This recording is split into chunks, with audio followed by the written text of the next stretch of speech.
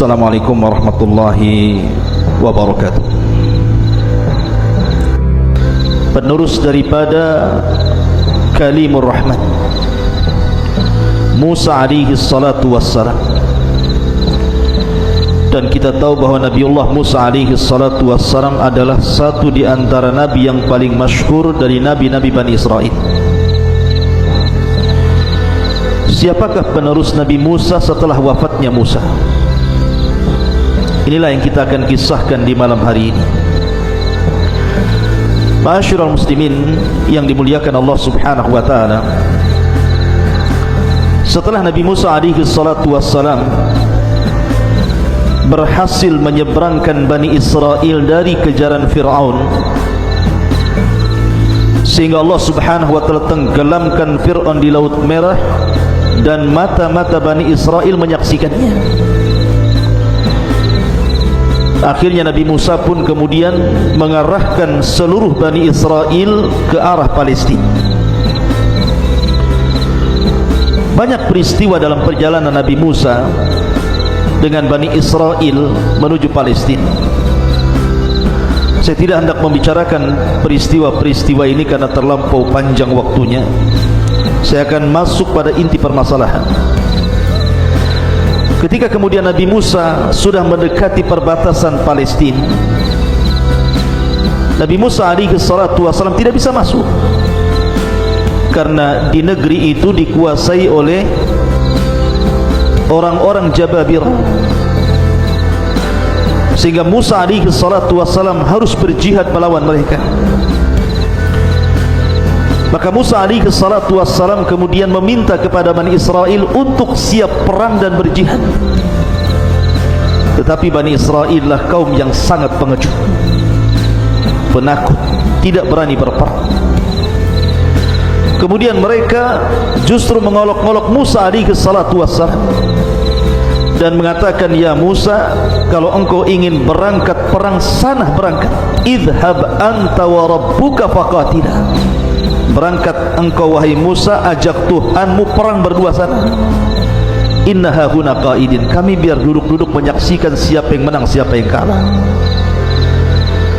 Begitulah muamalah Bani Israel terhadap nabinya, tidak memiliki adab, su'ul adab. Akhirnya karena mereka tidak mau berjihad, Allah Subhanahu wa ta'ala berikan azab kepada mereka, sehingga mereka kemudian dilinglungkan, tidak bisa keluar dari darah itu, yang disebut oleh para ulama sebagai ardutih, dan itu juga dicantumkan dalam Al-Quran. Selama 40 tahun mereka berada di negeri itu, tidak bisa keluar. Bayangkan, mereka tinggal di sebuah padang pasir kering kolontang, tidak ada tanaman, tidak ada tumbuhan, tidak ada air. Betul-betul Allah Subhanahu wa ta'ala hinakan mereka karena mereka tidak mau berjihad dengan Nabi Musa alaihi salatu wassalam. Walaupun kemudian akhirnya dengan kebaikan Nabi Musa alaihi salatu wassalam mereka diberikan makanan manna wassalwa, kemudian dikeluarkan air dari bebatuan sebanyak 12 mata air. Itulah makanan mereka selama berada di negeri itu, sampai Allah Subhanahu wa ta'ala takdirkan Nabi Musa meninggal dunia di negeri ini, dan juga sebelumnya Harun alaihi salatu wassalam juga meninggal dunia dan belum mampu membebaskan Baitul Maqdis. Baru setelah kemudian Harun meninggal dunia, Nabi Allah Musa alaihi salatu wassalam meninggal dunia, maka tampuk kepemimpinan jatuh ke tangan Yusha ibn Nun. Inilah yang kita akan kisahkan, siapa Yusha ibn Nun ini. Ma'asyiral muslimin yang dimuliakan Allah Azza wa Jalla, Yusha ibn Nun ini orang dekatnya Nabi Musa. Kalau kita cerita tentang kisah Musa mencari ilmu menuju Nabi Khidir alaihi salam, Maka pembantu yang ikut bersama Musa adalah Yusha ibn Nun. Dialah yang membawakan perbekalannya sampai betul-betul Musa berjumpa dengan Khidir. Artinya Yusha ini betul-betul orang dekatnya Nabi Musa, sehingga ketika Nabi Musa alaihi salatu wassalam meninggal dunia, maka Yusha inilah yang kemudian menjadi nabi dan yang memimpin Bani Israel. Ketika generasi para pengecut, para penakut di zaman Nabi Musa juga sudah hilang, sudah meninggal dunia, kemudian datang generasi berikutnya. Maka generasi berikutnya inilah kemudian digembleng oleh Yusha ibn Nun selama 40 tahun untuk siap berjihad. Barulah kemudian tumbuh keberanian mereka jihad, tumbuh keinginan mereka ingin menguasai Baitul Maqdis. Tetapi ketika itu Yusha ibn Nun mensyaratkan setiap pasukan yang ikut dengan dirinya tidak boleh masuk pada 3 perkara. Pertama, seorang laki-laki yang hendak meminang atau melakukan pernikahan dengan seorang wanita, maka dilarang ikut jihad.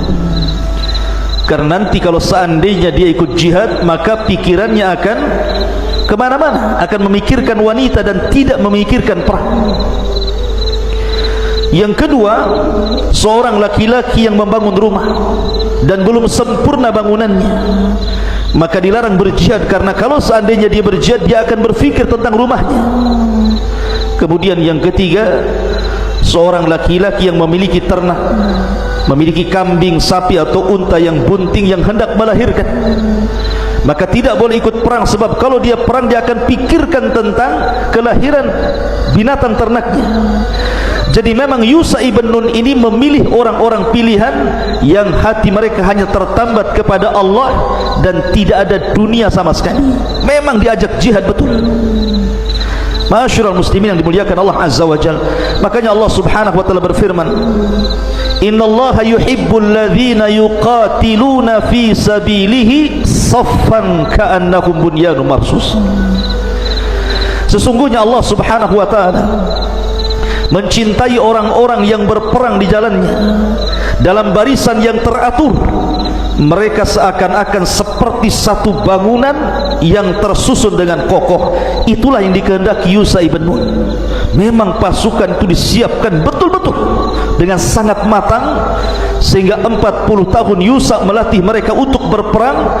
Sampai pada waktunya maka mereka siap jihad, dan semua orang-orang pilihan. Ma'asyiral muslimin yang dimuliakan Allah Subhanahu wa taala, berangkatlah tentara Bani Israel yang memang orang-orang pilihan dari kalangan muwahhidin, orang-orang yang beriman, dipimpin langsung Nabiullah Yusha ibn Nun menuju Baitul Maqdis untuk merebut Baitul Maqdis. Dan inilah sejarah pertama Bani Israel menyerang Baitul Maqdis dan hendak membebaskannya di tangan Yusha ibn Nun. Masalahnya ketika kemudian tentara Yusha ibn Nun ini sudah berada di gerbang Baitul Maqdis, maka gerbang itu tidak bisa dihancurkan, sehingga mereka terpaksa harus mengepung gerbang itu selama 6 syuhur, 6 bulan. Bayangkan, mengepung benteng tidak bisa dirobohkan karena serangan-serangan dari dalam itu luar biasa, panah, tombak luar biasa berhamburan, sehingga mereka tidak bisa masuk dan tidak bisa memecahkan gerbang. Selama 6 bulan mereka sabar. Bayangkan, 6 bulan itu bukan waktu yang singkat, sebab mengepung sebuah benteng bisa saja kehabisan bekal, kehabisan tenaga, kehabisan waktu, sehingga mereka akhirnya kalah tanpa ada pertumpahan darah. Tetapi memang Allah Subhanahu wa taala sudah memberikan kepada Yusha ibn Nun pasukan-pasukan yang sabar dan siap membebaskan Baitul Maqdis. Maka pasukan ini betul-betul sabar mengepung benteng itu sampai pada waktunya Allah Subhanahu wa taala takdirkan benteng Baitul Maqdis itu roboh. Ma'asyiral muslimin yang dimuliakan Allah Azza wa Jalla. Makanya Allah Subhanahu wa taala berfirman, "Wa ka'ayyin min nabiyyin qatala ma'ahu ribbiyuna katsir fama wahanu lima asabahum fi sabilillah wa ma dha'ufu wa mastakanu wallahu yuhibbus sabirin. Dan berapa banyak para nabi yang berperang bersama mereka, sejumlah besar dari pengikutnya yang betul-betul bertakwa kepada Allah. Mereka tidak menjadi lemah karena bencana yang menimpa mereka di jalan Allah, dan tidak lesu dan tidak pula menyerah kepada musuh. Allah menyukai orang-orang yang sabar. Jadi memang tentara Yusha ibn Nun adalah bukan tentara yang disiapkan sebelumnya oleh Nabi Musa. Mereka para pengecut, tapi generasi ini adalah generasi para pemberani, orang-orang pilihan, sehingga dengan kesabaran mereka, mereka berhasil menjebol benteng Baitul Maqdis. Akhirnya terjadi perang yang luar biasa maha dahsyat kala itu, sampai-sampai banyak orang yang meninggal dunia. Sampai-sampai tentara Yusha ibn Nun yang mati syahid sebanyak 12,000 pasukan Yusha ibn Nun harus gugur mati syahid dalam perang ini. Karena ini perang perdana, perang pertama Bani Israel hendak membebaskan Baitul Maqdis. Akhirnya kemudian setelah perang lama sekali, tidak kunjung juga dikalahkan, sampai pada waktunya Allah subhanahu wa ta'ala betul-betul menampakkan pertolongannya. Yusha ibn Nun dan pasukannya hampir-hampir mengalahkan mereka. Masalahnya, ketika Yusha ibn Nun hampir-hampir mengalahkan mereka, itu ketika matahari hampir terbenam, masuk waktu maghrib di hari Jumat. Sementara orang-orang Yahudi itu sangat mengagungkan hari Sabtu. Mereka tidak boleh berperang di hari Sabtu. Sementara mereka sudah siap mengalahkan, tinggal beberapa waktu saja orang-orang itu siap mengalahkan mengalahkan musuh-musuhnya dan bisa merebut Baitul Maqdis. Tiba-tiba kemudian matahari meninggi dan hampir tenggelam.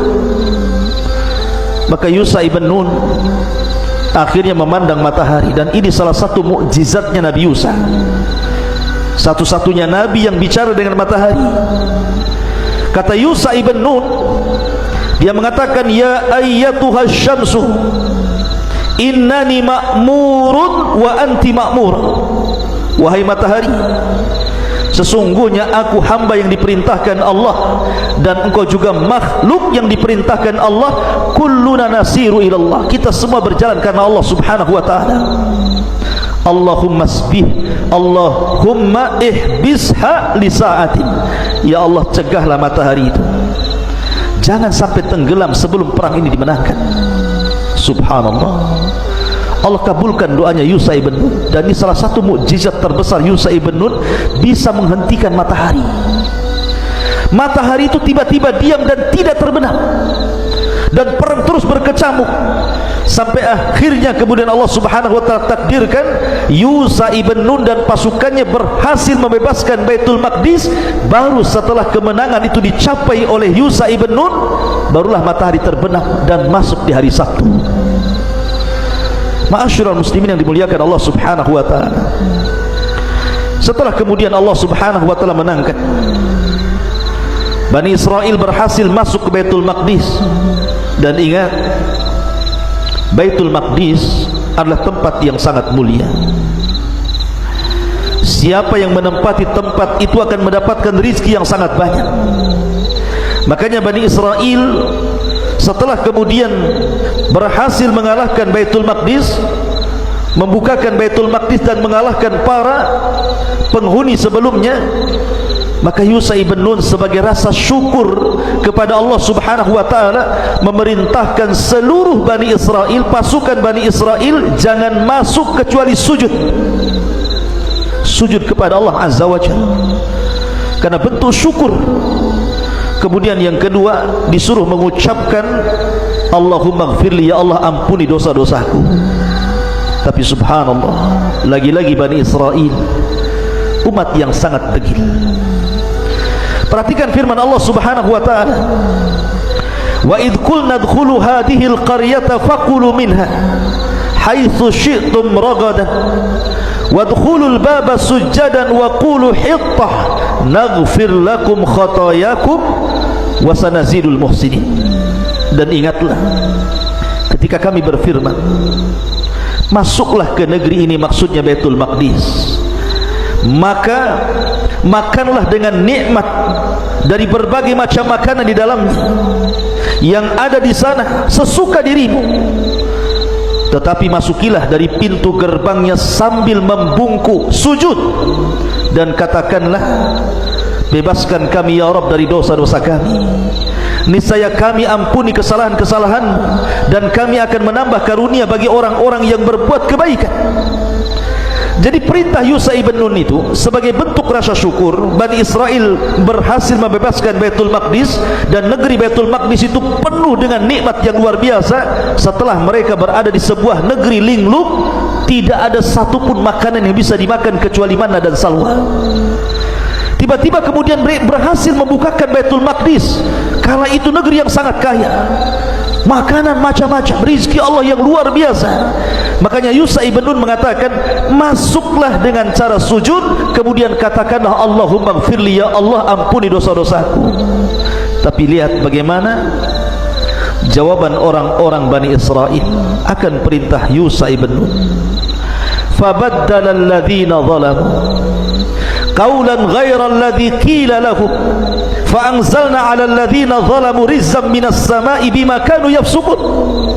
Lalu orang-orang zalim itu tiba-tiba mengganti perintah dengan perintah lain yang tidak diperintahkan kepada mereka, maka kami turunkan malapetaka dari langit kepada orang-orang zalim itu karena mereka selalu berbuat fasik. Apa pelanggaran mereka?